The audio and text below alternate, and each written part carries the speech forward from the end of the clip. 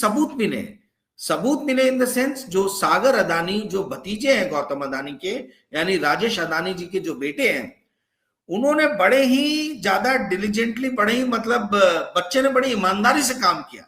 Laptop में उन्होंने एक फाइल बना के रखी थी ब्राइबरी नोट्स के नाम से। मैं जब ये जस्टिस डिपार्टमेंट का पढ़ रहा था तो मुझे इतनी हंसी आई कि कौन ऐसे लिख के रखता है अपने मोबाइल में, लैपटॉप में, कि मैं इस व्यक्ति को इतना घूस दे रहा हूं। ये ब्राइबरी नोट्स करके उन्होंने ये बनाया था, और यही हाथ में लग गया है यूनाइटेड स्टेट्स ऑफ अमेरिका के जस्टिस डिपार्टमेंट के, क्योंकि ऐसा मेरे इंटरनल सोर्सेज ने बताया है कि जस्टिस डिपार्टमेंट ने ट्रैप बिछाया था।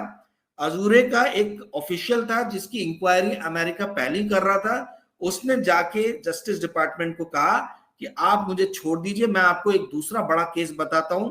वहां पे उन्होंने ये अदानी से रिलेटेड बातें बताई। फिर एक ट्रैप बिछाया गया कि सागर अदानी अमेरिका है, सागर अदानी अमेरिका गए, या अमेरिका जैसे ही गए इनके ऊपर में छापा पड़ा और इनके सारे इक्विपमेंट्स को सीज कर लिया गया। तो इससे क्लियरली दिख रहा है कि जस्टिस डिपार्टमेंट को पहले से ही पता था। अब चूंकि ये सारी चीजें सागर अदानी से मिली हैं, और सागर अदानी ने बड़े ही डिसिप्लिन वे में किस किस को कितना भ्रष्टाचार का पैसा दिया जा रहा है, किस ब्यूरोक्रेट को, किस नेता को, इसके सारे विवरण उन्होंने अपने लैपटॉप में रखे थे।